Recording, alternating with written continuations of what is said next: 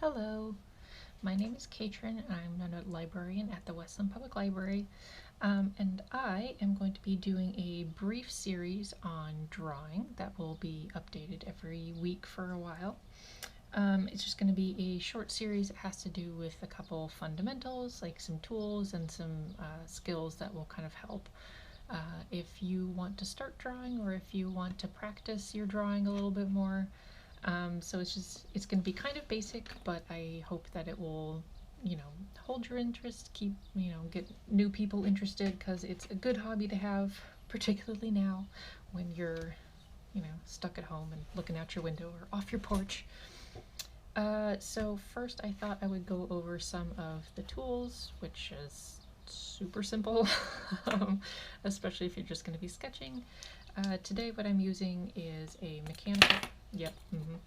mechanical pencil, 0.7, so it's a little bit thicker than your typical 0.5, and this cool click eraser from Pentel. A pencil and an eraser, that's all you'll probably need. Or if you are among the bold, a ballpoint pen is fun to sketch with, or anything like that. Sometimes I will use one of these jobbies. It's a half red, half blue pencil. It's from Prismacolor. And the cool thing about red and blue pencil is that when you're sketching with it, it's a little bit lighter just by default, and then if you want to go over it with a darker pencil, it looks like you have cleaner lines. So this is kind of a fun one to use, and it always makes me feel like mistakes don't matter as much because they're very light. So that is a good one. Next you'll need paper. It doesn't have to be in a pretty bound little book like this one, but it can be. Sorry about that. This is just sort of a daily sketchbook type of thing, but if you have just copy paper or anything like that, it's just as good. Paper is paper, when you're sketching anyway.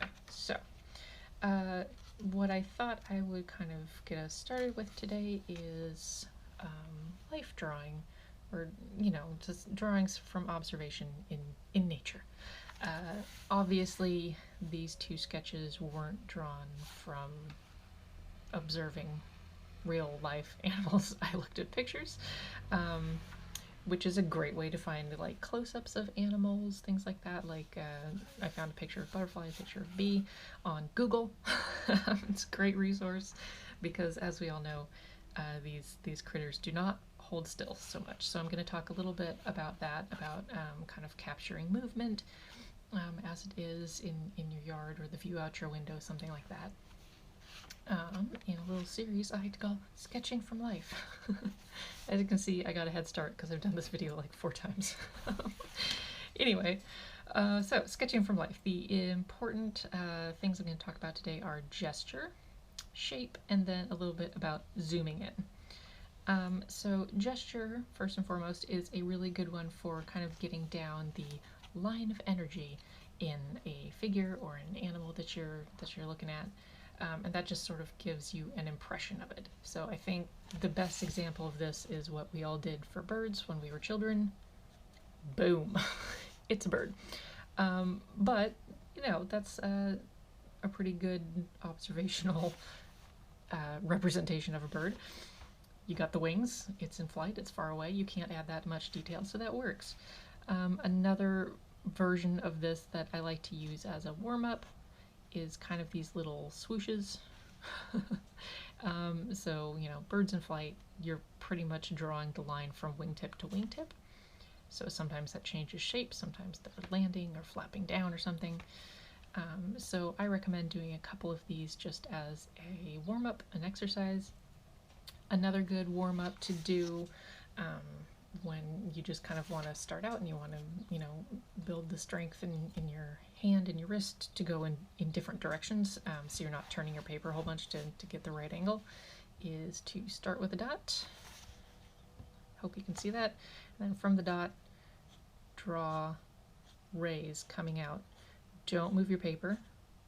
Just try to draw them as best you can, going in all directions, and that will help you get used to drawing lines in every direction, even the hard ones like like this one for me is really hard. It's going away from my hand. But the more you do something like this, the easier it becomes. And then you can start adding circles. Circles is another good one.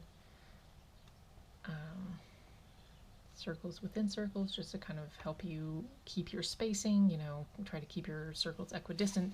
Just little warm-ups that will kind of help you get control of your hand before you start sketching.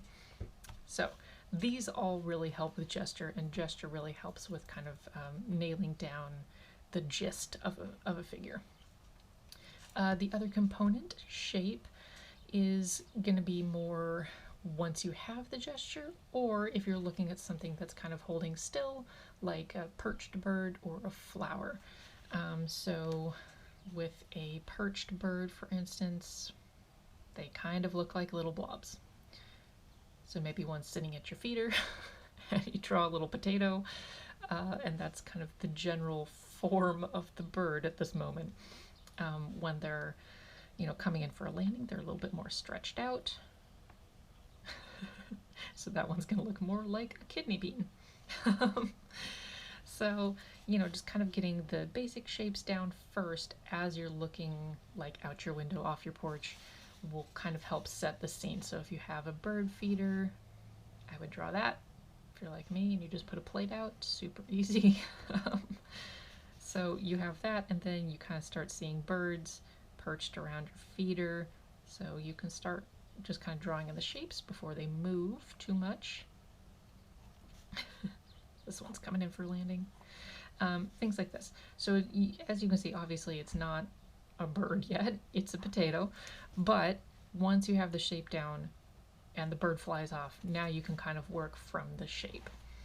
And that is what I've kind of done over here with this little guy here. So you can see that I started with that little potato shape around there. And then I've added kind of the birdie details, the things that make it a bird. So the little tail, wings, and the little angry eyebrows, I don't know, beak and eyes. To do this, that's where we're going to pull in this, what I call zooming in. So that's where you'd probably go online and find a picture of a bird, just so you know what to add and kind of what lines to add, and you really want to start to get into the details then, see like, well, okay, so I see there are two distinct layers of feathers visible when the little wings are tucked, things like that. And then you can really start looking at the details. Down here is another good example of zooming in, and that is done on a rose cane. So as you can see, I didn't draw the flower. I didn't draw the whole rose bush.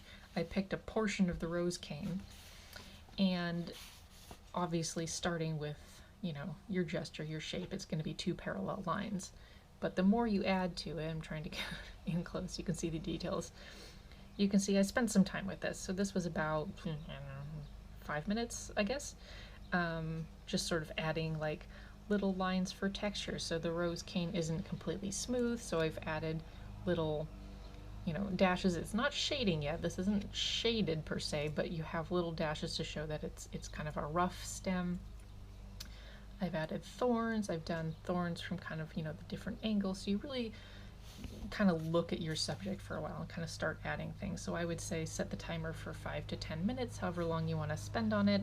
Start looking at the little imperfections. So you're kind of going to go outside of your head. So if you know, like, oh, a leaf is shaped like this, you know, don't just draw that. Draw that specific leaf that you're looking at. You're like, oh, well, it has a little notch out of it there, so draw a little notch out of it. It's just more about kind of paying attention to the shapes and forms that you're actually looking at rather than the ones that are already in your head. You know, and that will help you, you know, start to look at details, start to look at, you know, kind of the imperfections and the things that make your subject that specific item or that specific animal. So I hope this kind of got you started with these 3 basic kind of fundamentals here.